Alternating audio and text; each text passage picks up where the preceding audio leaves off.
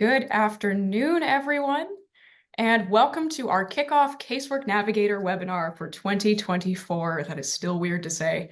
I'm Ann Meeker. I'm Deputy Director of the Pop Fox Foundation. I am a former caseworker, former casework manager, and I am so excited to be here with you to kick off this year with an event that has been right at the top of my wish list for so long. If you are new here, welcome.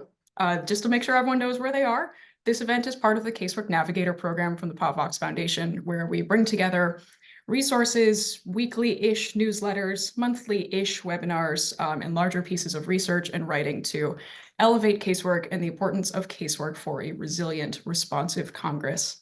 Thank you everyone so much for being here with us today on such a busy week. Whether you are new or familiar face, we are so delighted that you are with us to talk about all things casework and casework history. So if you'll indulge me for a second, the Romans picked the two-headed god Janus, looking backwards and forwards, as the namesake for January, and it is becoming something of a little tradition for us. Can we call it a tradition if we've only been doing it for 2 years?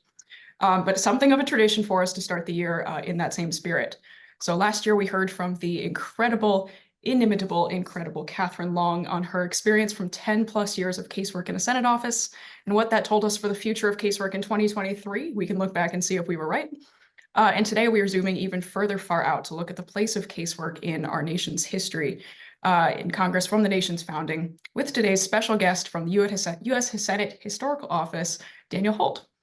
Now, this topic is so inspiring for me because it is so easy to feel like casework is always the way it has been, or it has always been the way it is now. As a former caseworker, I thought I knew the vague history of casework, but in my first conversation with Dan, I was blown away by how dramatically this fundamental activity of being responsive to constituent needs has really changed over the decades and centuries in Congress.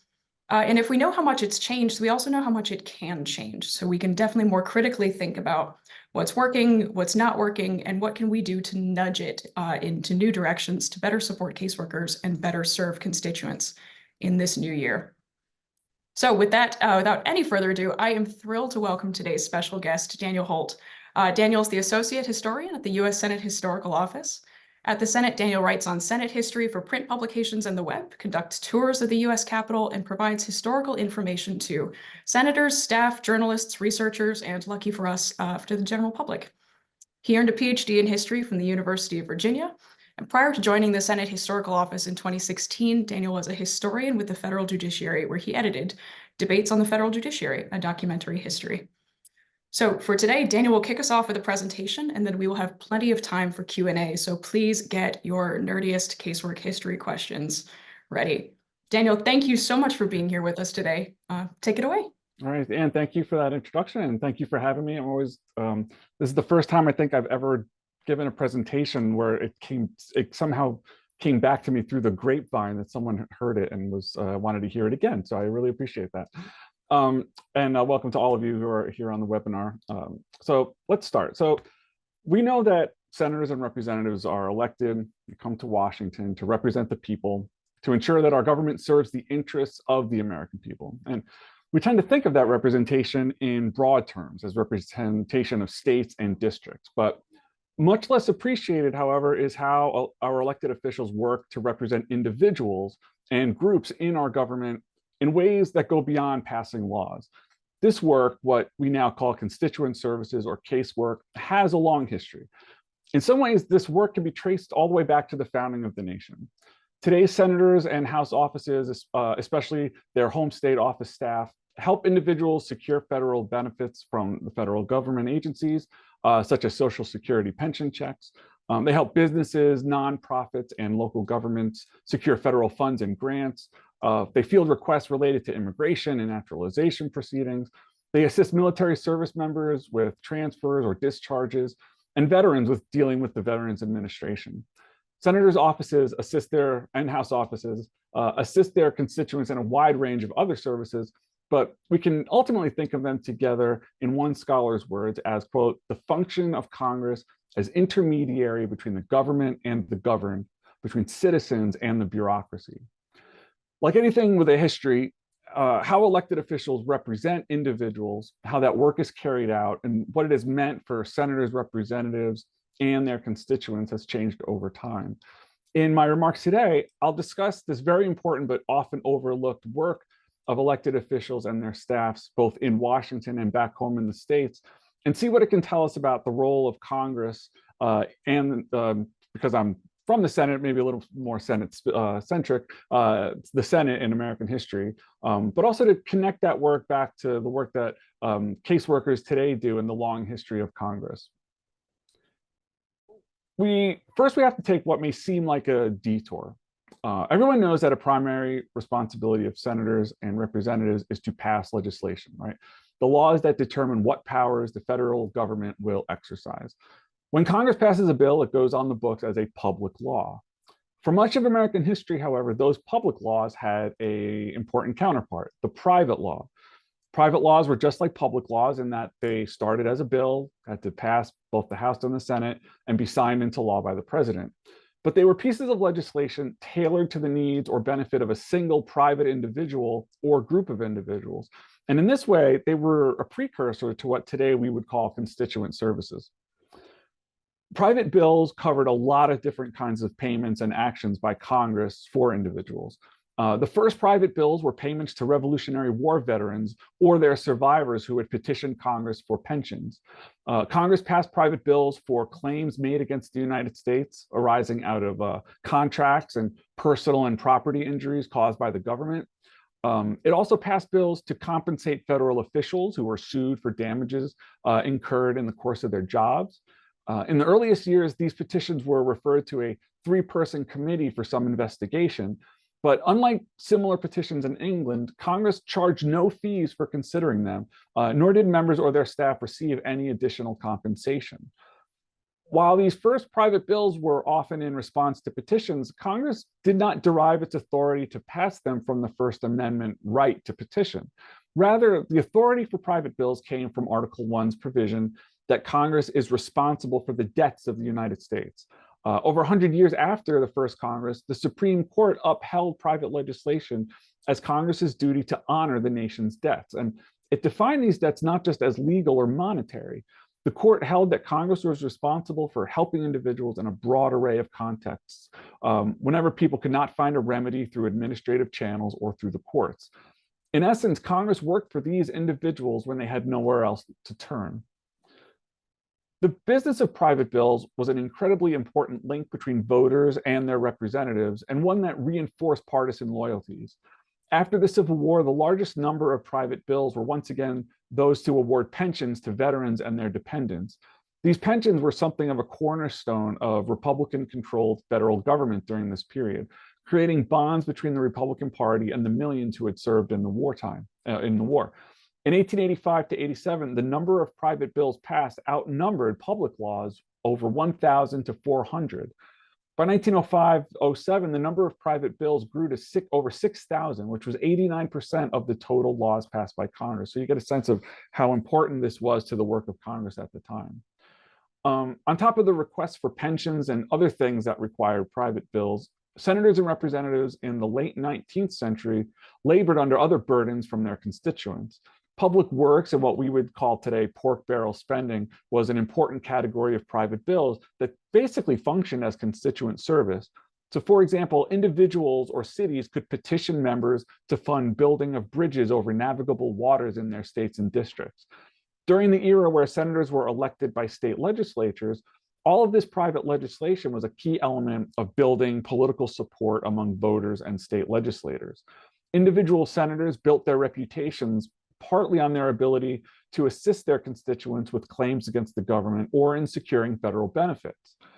During this era, senators controlled appointment to a major portion of federal jobs within their states. These patronage appointments were a key reward that were central to mobilizing local party leaders and voters, and senators, and I believe also House members, were deluged with requests for employment each Congress. All of this was a lot of work. Senators had at one time been able to hold office while maintaining outside jobs, but this became exceedingly difficult to do, and private legislation was a key reason.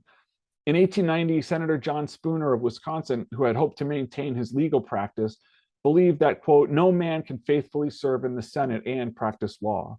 Spooner toiled away on the Claims Committee, investigating private pleas for government funds and found the work so taxing that it threatened to, quote, keep him out of the general business of Congress. Senators and House counterparts toiled away at this work with almost no staff, save for committee chairs who were awarded a clerk along with that position. Staff allocations grew steadily beginning in the 1910s, but on the eve of World War II, senators still only had 6 staff members. They certainly didn't have home state offices with staff there to assist with the flood of private legislation that was a major part of their work. Private bills remained an important component of congressional work into the mid-20th century. The numbers began to gradually fall after World War II, however, as Congress passed laws that created new administrative avenues for constituents to go through rather than appealing directly to members of Congress. In 1946, Congress passed the Federal Tort Claims Act, which allowed suits against the government to be brought in federal court, and which removed a major source of private bills from Congress. In 1946, the Legislative Reorganization Act also banned certain kinds of private bills altogether, such as bills to correct military records or to build bridges over navigable streams and rivers. Now, this did not mean, however, that demands on Congress for constituent services was reducing. In fact, it was quite the opposite. When Congress responded to the Great Depression in World War II with a vast expansion of federal government power and activity, constituent demands on senators and representatives grew dramatically. Suddenly, the federal government was in the business of public works programs, loan programs, old age pensions, as well as implementing new business and economic regulations, and a greatly expanded national defense apparatus. In short, the federal government now constituted a vast bureaucracy that touched the lives of many millions more Americans than it ever had before. This new bureaucracy changed the work of Congress, and it increased the demands on members' time. They were receiving hundreds of letters a day, thousands per week, on top of all of the phone calls and personal visits to their DC offices. Scholar of Congress George Galloway in 1946 summarized the situation. He wrote, quote, "As governmental activities and services have multiplied, and as the impact of the state on the daily life of the citizen has quickened, the average congressman has spent more and more of his working time running errands for his constituents." Galloway estimated that members now spent the vast majority of their time on these non-legislative matters. Tasks included requests from military service members for discharges and redeployments, from others for employment assistance, passport and immigration matters, housing problems. Members of Congress might appear before federal agencies on behalf of constituents, like appear in person. This was especially true during World War II, as folks faced issues related to price and rent controls, food and supply rationing, and other regulations. This type of work was extremely time-consuming.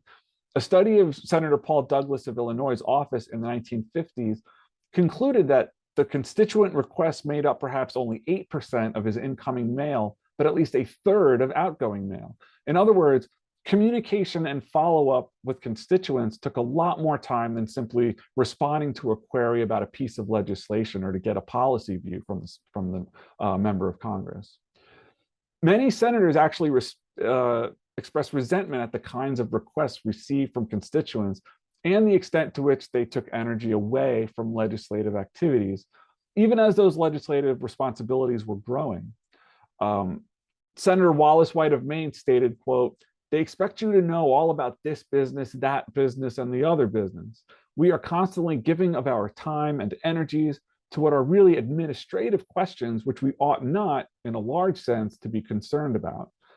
Senator Stiles Bridges of New Hampshire said, "I think Congress is really being a sucker on a lot of matters we are asked to handle." A couple more of these. Senator Ashurst of Arizona once said to his constituents, quote, "When I come back to Arizona, you never ask me about national or international policies. Instead, you ask me, what about my pension? What about that job for my son? I'm not in Washington as a statesman. I am there as a very well-paid messenger boy doing your errands." Another senator finally said, quote, "I thought I was going to be Daniel Webster, and I found that most of my work consisted of personal work for constituents." Now, despite the grumbling of some, many other senators and representatives recognized that they had an important role to play in the new expansive federal bureaucracy. Senator Downey observed, quote, Sheridan Downey of California observed, quote, "In the departments of the government, there are always delays or injustices or matters overlooked in which a senator can be of very great assistance to his constituents." Representative Gerald Ford told freshman congressman in 1963, quote, "We try to make our office the human link between a vast federal government and the individual at home. If your office becomes this human link, I think you will render excellent service to your constituents." Senator Joseph Clark of Pennsylvania saw casework as, quote, "a healthy check against bureaucratic indifference or arrogance." Other members also described how hearing from constituents about problems could actually help them in crafting legislation because it helped them understand what was working and what wasn't on the ground. Of course, members of Congress have incentives to assist these constituents, and they believed, as they believe that this kind of personal attention developed goodwill with individual voters in a way that passing legislation did not. Senator Clark observed that the urge for senators to keep in touch with constituents, quotes, "is compounded by the widely held belief that legislative work is not particularly noticed or appreciated by constituents, and that it does less to help congressmen with good public relations." Senators maintained files with the names and assistance that was provided to them, and these actually became some of the first people to be reached out to when re-election campaigns went into full swing. One senator estimated that 75% of these people contacted ended up volunteering to help the campaign. A member of the House suggested in the 1940s that congressional delegations should be divided into two halves, where one half would pretty much do only constituent work, and the other half would serve as, lawmakers and legislators. The proposal went nowhere, though, because as one observer put it, quote, "They all realized that the service-giving group would find re-election easy, while the legislating member, without all those contacts, would find election almost impossible." Still, between the 1940s and 1960s, the burden on senators and representatives had grown so much that the House and Senate considered a number of proposals for dealing with it.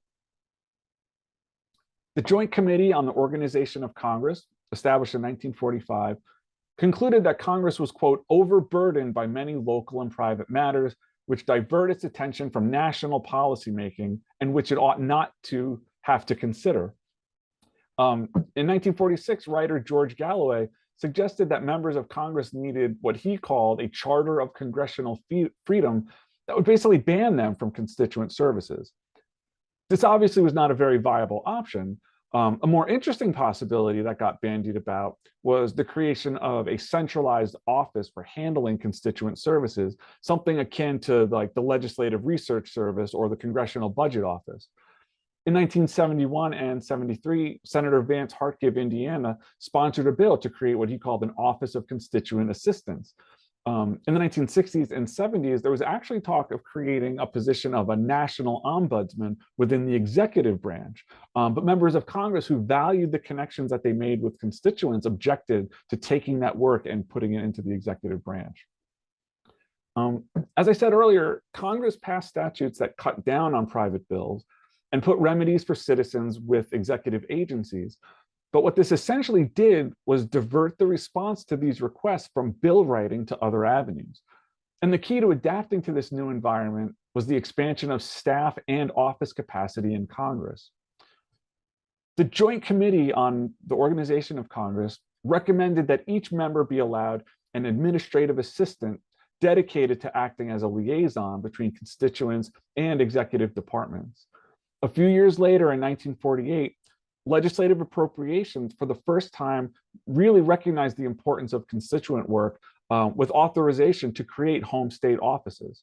The Senate, in fact, instructed its sergeant at arms to acquire space in post offices and other government buildings for these offices, though many senators rented space in hotels and other office buildings when government space could not be found. In 1954, senators received an allowance to hire additional staff for these new home state offices. Although I should say many did not take advantage of it right away. Constituent requests continued to grow into the 1960s with the expansion of federal government programs arising out of President Lyndon Johnson's Great Society program. In many cases, constituents turned to members of Congress first before making contact with federal agencies. because they simply did not know where to go with their issues, even as they were becoming more and more accustomed to taking advantage of federal government benefits. Many senators and congressmen actually solicited this rising workload with mailings and newsletters and advertising 1-800 phone numbers for toll-free constituent calls. Senator William Cohen of Maine even wrote a book on how citizens and local governments could ask Congress for help. In the 1970s, many members of Congress began to grow their office capacity to deal with these rising constituent workloads. At the start of the decade, district and state offices were frequently only staffed by part-timers, and in many cases, it was Washington staff who was handling the bulk of constituent service work. In fact, there were complaints in the early 1970s that some committee chairs were using committee staff to handle some of that constituent work, and this fed calls for more committee staffing, which would in turn free up personal office staff to deal with constituents. Ted Kaufman, who went on to serve as Joe Biden's chief of staff, described in his oral history with the Senate Historical Office how he worked with Biden to expand his home office after his election in 1972. Kaufman relayed that, quote, something like 95 out of the 100 Senate offices didn't have anything back in their home state. A look at the Senate payroll in the 1960s shows only a few senators with a position of home state assistant or home secretary, never mind, administrative assistant, which at the time was the title given to chiefs of staff in DC offices. Biden's predecessor, Cale Boggs, had only a single staff member in Delaware. Biden was determined to have more of a presence in Delaware to handle constituent requests in person rather than just by phone to his Washington staff. Gary Sisko, who would later become Secretary of the Senate in 1995, left a job as an IBM systems manager to expand Senator Howard Baker's home state operations in Memphis in 1972. In his oral history interview, Sisko talks about helping veterans receive their benefits, monitoring the quality of care in VA hospitals, helping people obtain Social Security checks, the kind of work that I'm sure caseworkers today all recognize and continue. He also described traveling around the state to meet with county officials to help them secure federal funds for infrastructure projects from agencies like the Rural Development Administration. Sisko's staff also met with local business, nonprofits, and other groups to learn about what kind of federal funding might assist them and to bring those needs back to this appropriations subcommittees in DC. The work was frequently collaborative in those days, with Senator Baker and Brock in Tennessee sharing an office, with each senator employing 4 or 5 staff members.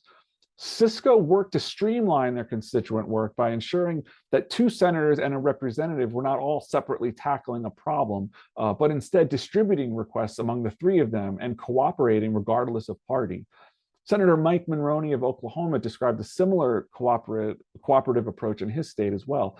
He employed a special assistant who focused chiefly on natural resource development, for example, and that person helped coordinate with the entire House and Senate delegation in the state.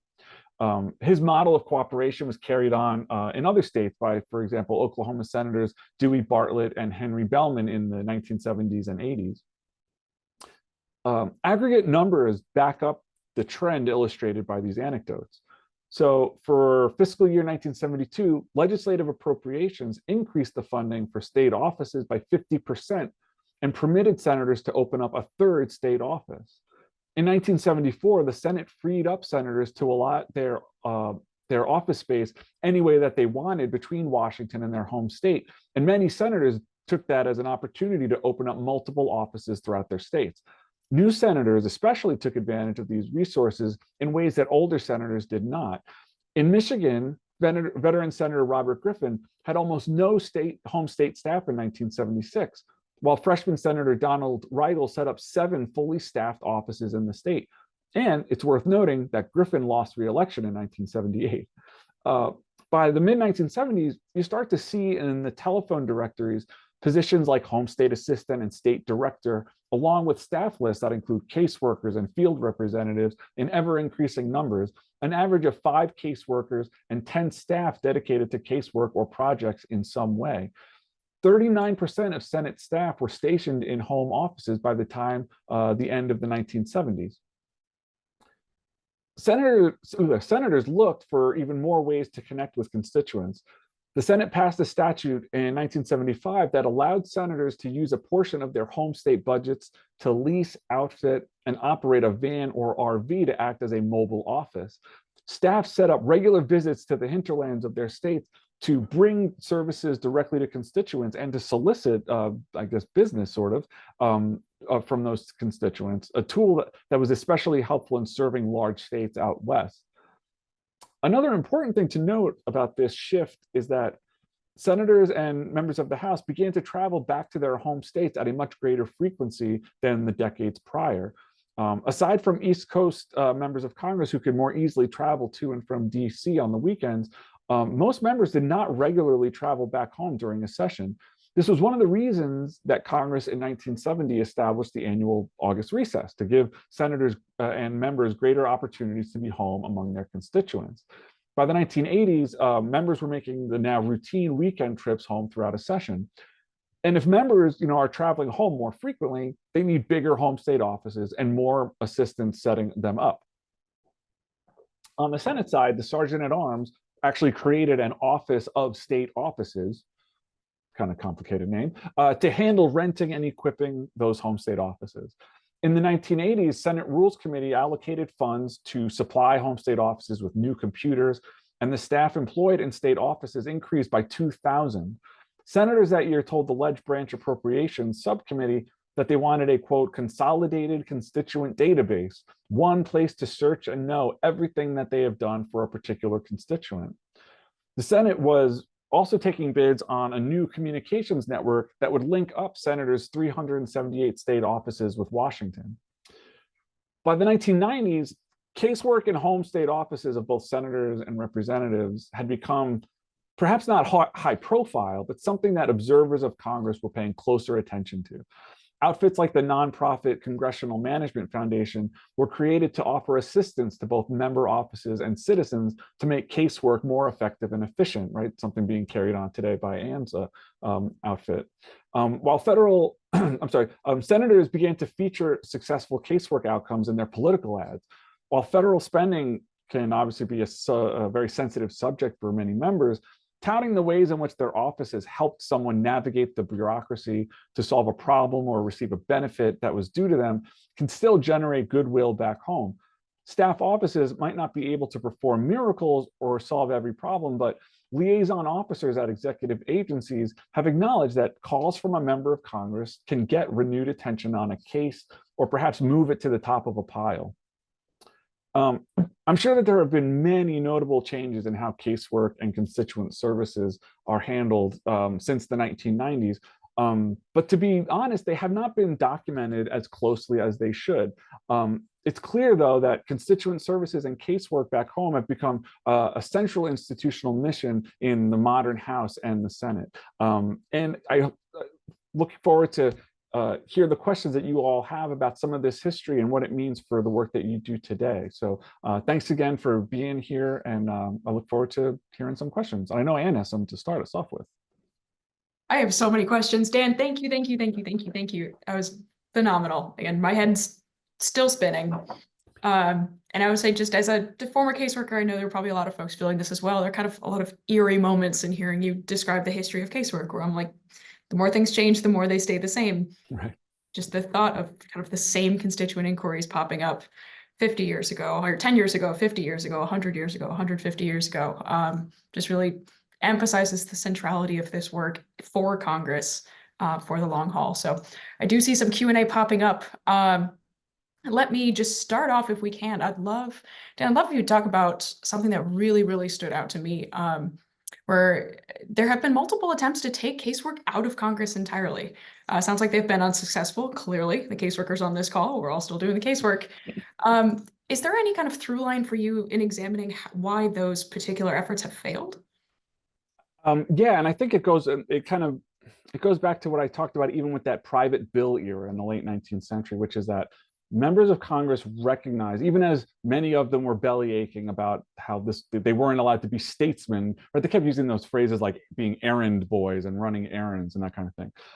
And so they could belly ache about that a little. But I think ultimately they really do recognize, or did recognize, that there was a personal connection being made with their constituents. And so I think it's ironic that after all, like a couple of decades of complaining about how much time the work was taking up, nobody was interested in hearing this idea about like a national ombudsman. And then I think also, like, if you really just think about it logistically, I don't know how a centralized executive branch office could do what member offices do on the ground in all of their states. Like, I think it would, in some ways, it's just one of those ideas that probably once I should do more work on this, but once they started thinking about it, it really doesn't make any sense. Like that, the connection of members, I think, just is more important and more required for that kind of work. Definitely, and kind of heartening to see just the value that individual members have placed on that really deep two-way constituent communication, just through history also. There's such good questions in the Q&A, folks. Please keep them coming. I do want to kick us off with this one. Daniel, this may be a little out of scope, but I'm curious what you know here. How did agencies respond to congressional offices formalizing casework, and when did liaison offices become standard practices over the years?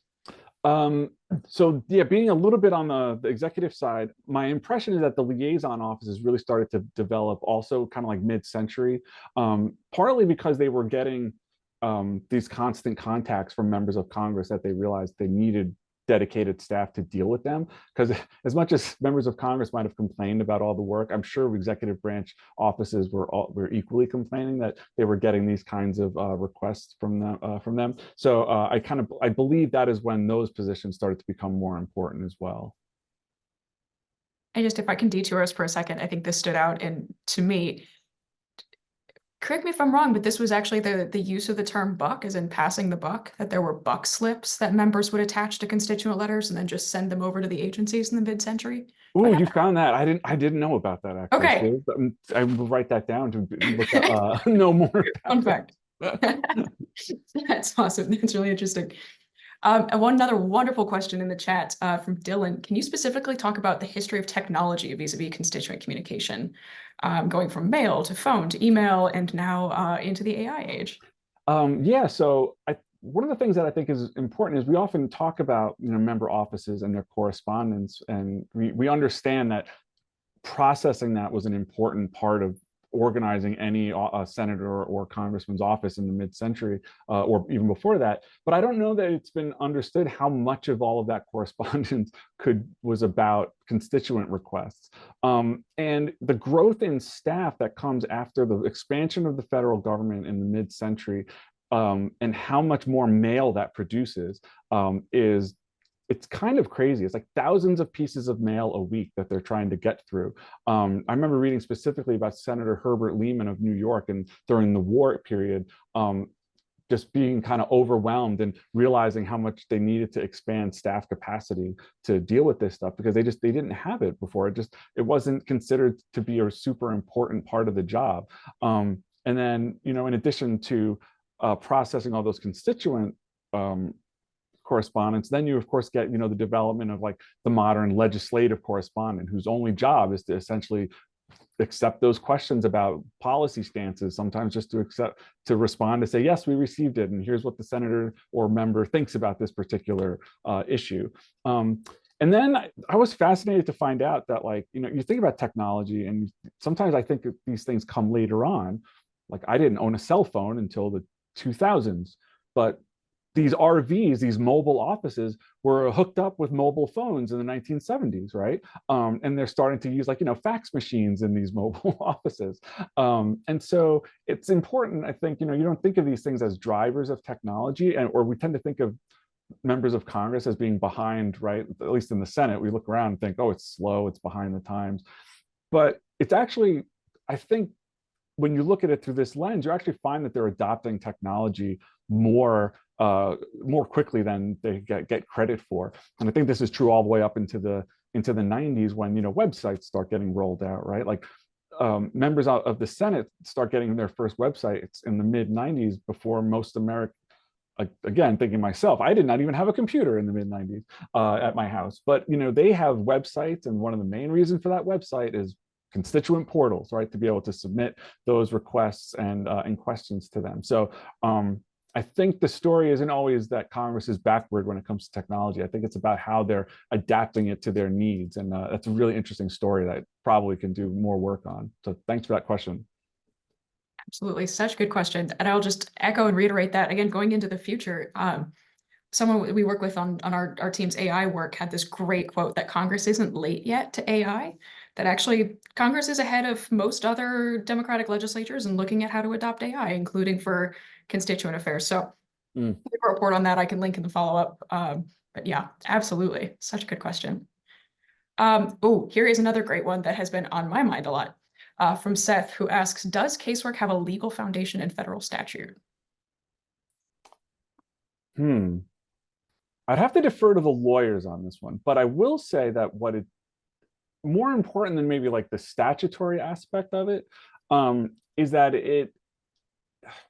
it's more custom. It's more, so much stuff in Congress, right, is develops out of practice as opposed to clear statutory prescriptions. And I think this is really one of them. Like, I don't even know when members of Congress were passing these legislative acts and creating this bureaucracy, if they were thinking ahead in terms where they were envisioning a role for them in their offices to specifically become this go-between.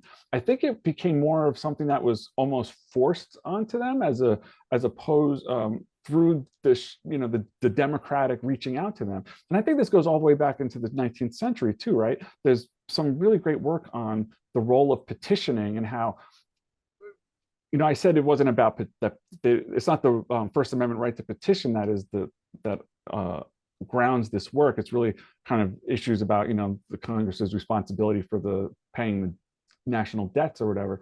But you couldn't predict the way that the American people were going to use that petitioning right into the 19th century. People who were disenfranchised in other ways could turn to petitioning in order to make demands on their members. And it turns out that members had to deal with those. They couldn't just ignore them because those people couldn't vote, right? And so in that sense, like, I tend to think of casework as this really important ingredient in constituent relationships. And I think that goes true even into the 20th century when those demands shift from formal petitions to the Senate or the House and instead become, more informal, reaching out to your individual members saying, what can you do for me? Can you please help me with this, faceless bureaucracy that I think is here to help me, but I don't really know where to start, and that kind of thing. I hope that answers the question somewhat. Yeah, absolutely. That's such an interesting through line to trace there. And I think that actually segues to, I'm going to kind of combine a couple of the questions in the queue. We have a question about whether and how the staff who were doing casework became separated from those doing policy. And then a next question about the relationship between casework and oversight investigations undertaken by members of Congress. Can you speak a little bit to the relationship between casework and oversight and that bifurcation? Yeah, and I'll say this is a little impressionistic because I don't think there's a lot of great work on it, and I haven't done a lot of great work on it. But from what my understanding is that there was this initial idea that these two things were very separate. And that again, it kind of gets back to that little bit of resentment initially about like, oh, these are errands and this is stuff that we shouldn't be dealing with. I'm here to be a statesman and deal with policy. But when I talked to somebody like Gary Sisko about his experience in the 70s, he didn't talk about them as being completely separate. He saw the work as related, so much so that like he started out as Howard Baker's home state director and then ultimately moved into Washington positions with him as well, because it wasn't, those two jobs were considered to be related, that you could understand how federal policy is actually playing out if you listen to your constituents and you reach out to them or correspond with them. And that I think senators especially came to appreciate that, especially things with like, just appropriations funding, right? Like all the way down to understand like where federal dollars can go or should go at the local level is, I think, an area where you get this overlap where policy and constituency aren't so easily divided. Like they are interrelated in a way that's really important in the way that those offices work. And yeah, and so thinking about oversight, I think senators became, I'm sorry, this is very Senate centric for folks who are here from the House, but I think my sense is that they began to appreciate hearing about programs and whether they were actually reaching people. And if they were reaching them, how was it, how are they being implemented and what could be done to improve those things? And if it couldn't be improved administratively, could it be improved statutorily? And so it connects that policy and law writing aspect of the job. That is so interesting. And then maybe actually, could I just slip over from something that you said to ask a question that was on my mind? Obviously, you're with the Senate Historian's Office. I'm a former House member, feel like I got to rep the House, or former House staffer, got to rep the House here. Can you talk a little bit about differences in casework between the House and the Senate over time? So the one thing I found in reading up on this is one is that if you're in the House, if you're in the a House district, right, you're covering just a smaller, although sometimes not much smaller, but you can be covering smaller geographic spaces and fewer populations where like a member of a Senate is trying to coordinate throughout their entire state and trying to maybe work cooperatively with all of those different members of the House. The one thing I did read is that while some Senate offices were trying to be collaborative, not all House members were that interested in being collaborative because they saw it as somewhat competitive in their cases, where if there's a way that they can help somebody and maybe they could get the credit for it, maybe that was better than only helping people and sharing the credit. I don't know. I can't say that that's a true across the board or true always, but it was something that came across in some of my research, that maybe the two had a little bit of a different attitude about that. Fair enough. House always has to make things difficult. Bless their hearts. Oh, here is another wonderful question. What can we learn from other countries and how they handle constituent casework issues? Is that something that's kind of crossed your path at all? Ooh, I'm gonna have to plead ignorance and say that that's outside of my knowledge base. But I would also be curious, and one of the things, and like, I'll tie this to one thing though, right? Which is one of the things that we talk about with the American state is, right, there's this long running historical debate about does the US have a state? Is it a strong state or a weak state? And that kind of thing. But I think the one thing that people have, or historians have agreed upon, is that the United States is a very fragmented state, right, with lots of different power centers through from federal to local, and that this is sort of a complicating factor in the way that the government policy is implemented on the ground. And I'd be curious actually to compare that to other, like maybe modern European states, which are have this reputation for being more bureaucratic, more professionalized bureaucracy, and that kind of thing. And what does that mean for like members of parliaments around those places? I don't have a really good guess as to the difference, but it's definitely a great question as to, does a member of parliament in the UK field constituent services, or is that not necessary there because they tend to have a different sense of the bureaucracy and the centralized state there, or in other European nations? So sorry, that is a very rambling answer to a good question, but it is a good one. Yeah, absolutely. And I will say, for folks interested in this, stay tuned for later in the year. My colleague at the Pop Fox Foundation, Beatrice Ray, runs an international legislative strengthening working group, and we are plotting some joint events, teaming up to look at international casework. So stay tuned. Hopefully we'll have some good stuff there later in the year. Let me take moderator prerogative again to combine two other questions I think are really interesting. We have somebody asking, how has casework grown over time? And then Daniel asking can we point to statistics on the rise of casework over the decades? Both of these are assuming a rise in casework that sounds like it was born out from what you're talking about, the development of the administrative state. What can we point to? So I'm right now, the good thing about being on a virtual thing is that I have my computer right in front of me, and I'm trying to pull up the name of the important, the person who did the most work on this. And unfortunately, it's quite a bit dated, but it was John R. Johannes, we're going to say, Johannes. In fact, I'm going to put this, see, another thing I should take advantage of. I can put something in the chat, can't I? Go for Maybe? it. All right. So that's the site. It's so obviously very outdated going back into the 80s, but I believe it had some pretty good statistical stuff in there. And then the other thing I'd have to see is if the CRS has kind of tackled this, because a lot of the sources on it weren't very up to date, weren't very up to date.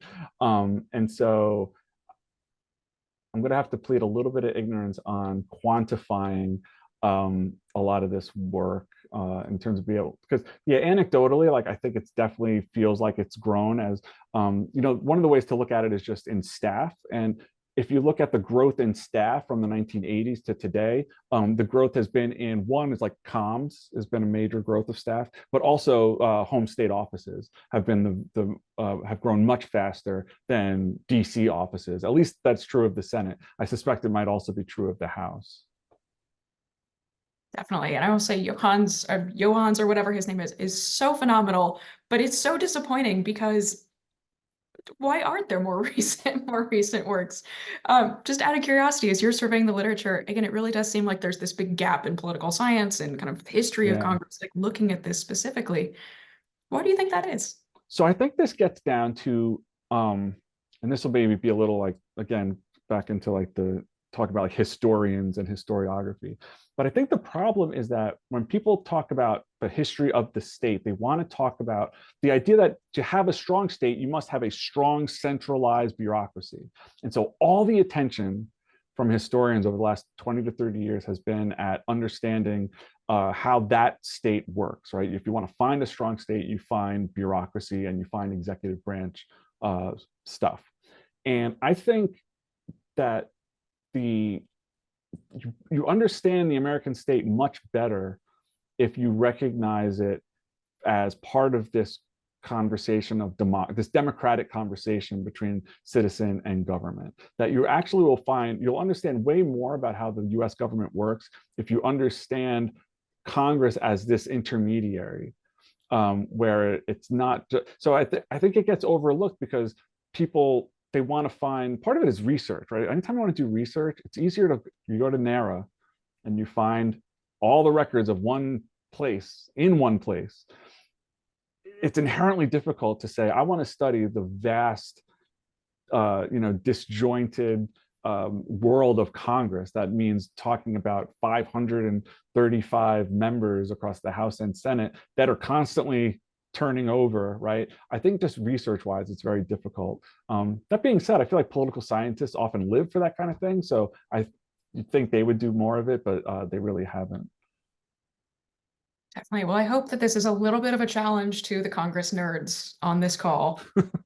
Whatever your situation may be, where you can help direct research interest in political science, picks Congressy world toward casework. Hope this is a challenge for why it is interesting and exciting to do so. It's definitely a good question to us. So Drew has a question about, the fact that the House, was frozen in its size. And yeah, right, as you have more population per individual House member, I imagine that would just lead by its nature to more and more work per member. And then that would also help translate into the growth of staff that you start to see after World War II. And it's not even like immediately after World War II. That's interesting.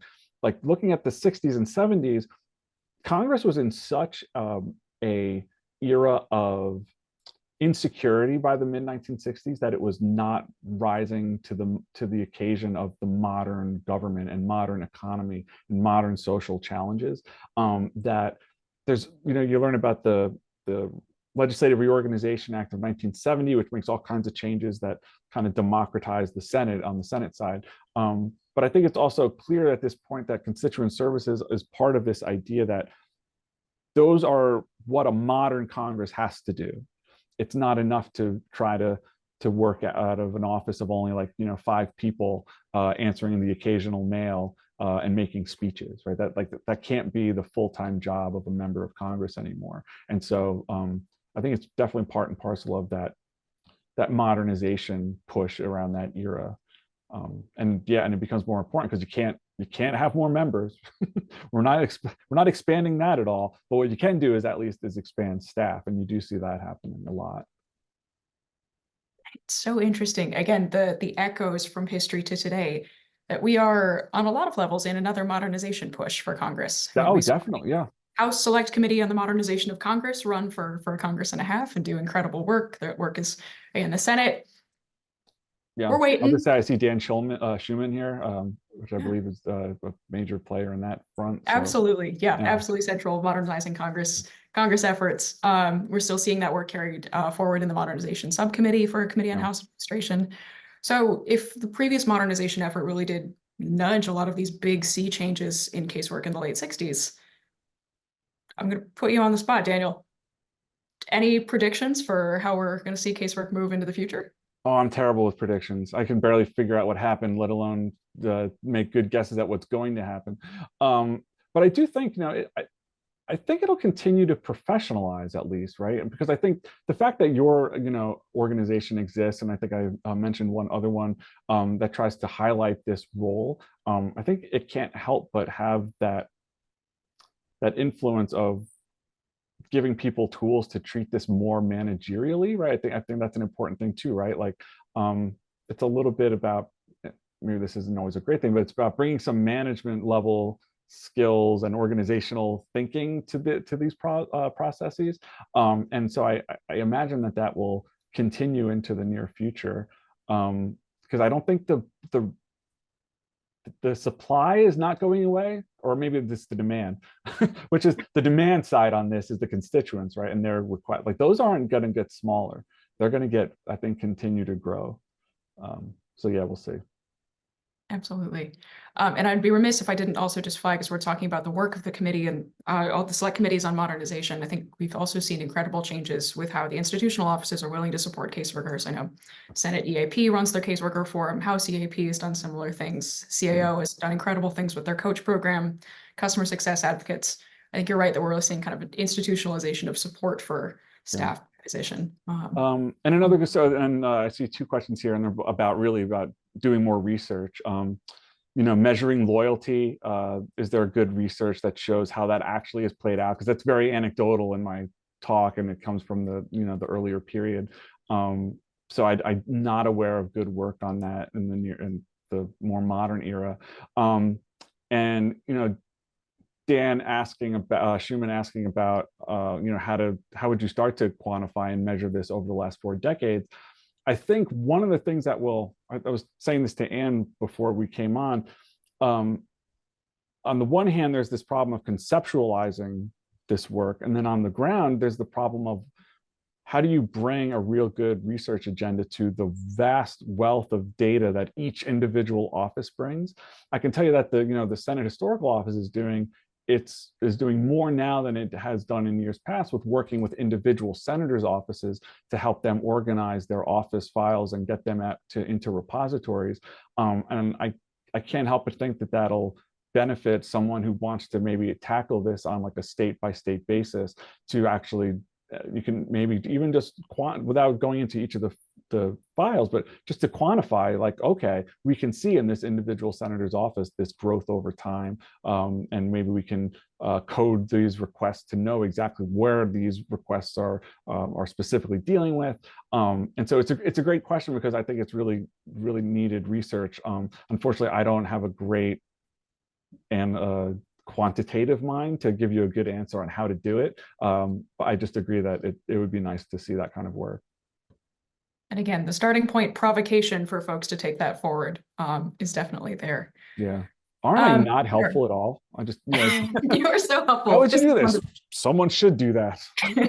But helpful again to point out these gaps that no one has done this. The answers are out there. We're just waiting for someone to pick up the baton. I realize we are coming up on time. So Daniel, I wonder if we could just close with just a little bit about the Senate Historical Office. If folks are inspired to come talk to you, follow what you're doing. Sure. So the Senate Historical Office has been here since the 1970s. We were created in 1975, and it really developed out of this that kind of insecurity that the Congress was feeling in that period, that it wanted to kind of expand its own capacity, expand public understanding of the role of Congress in public policy as opposed to the executive branch and the presidency. And so from that time, our office has a group of archivists who work with Senate committees to ensure that their records are preserved and sent over to the Center for Legislative Archives to be available to researchers, to work with senators' offices, to work with their personal office papers. And then the historians, we work on giving as much information we can in a nonpartisan way to journalists and researchers. We produce a lot of or if I think all of the historical information on Senate.gov to give that historical context and overview to all kinds of stuff about the way that the Senate works, to a public who might think it's rather inscrutable and hard to understand. We try to, we do it the best we can to kind of give that historical context. And we work to give that context to members of Congress, to members of the Senate and their staff as well, so that they kind of understand what they're doing in the long arc of political history and Senate history. So yeah. Awesome. And again, I just want to say how incredibly validating it is to just see casework centered in that long arc of political history. Just absolutely incredible. Daniel, thank you so much for your work on this. And for your generosity with your time and joining us today. All right, thank you, and for the invite again. I really appreciate it. And thanks for everyone and your great questions and for attending. Really appreciate it. Absolutely. Again, thank you everyone for being here. Again, we know it's such a busy week, so really appreciate you spending time with us. Just a couple of housekeeping wrap-ups. Again, caseworkers, as it's helpful, we have all of our casework resources, including casework manual chapters, blog posts on casework research topics, previous webinars, all up on our website at popvox.org/casework. If you are not on our list for the Casework Navigator newsletter and you'd like to be, please shoot me an email. If you also just want to talk about casework or have suggestions for future topics coming up this year, please don't hesitate. Shoot me an email. My email is Anne with an E at popvox.org, or you can reach out to casework@popvox.org and someone will get back to you. Thank you so much again. Daniel, thank you for joining us, and everyone have a wonderful and warm afternoon.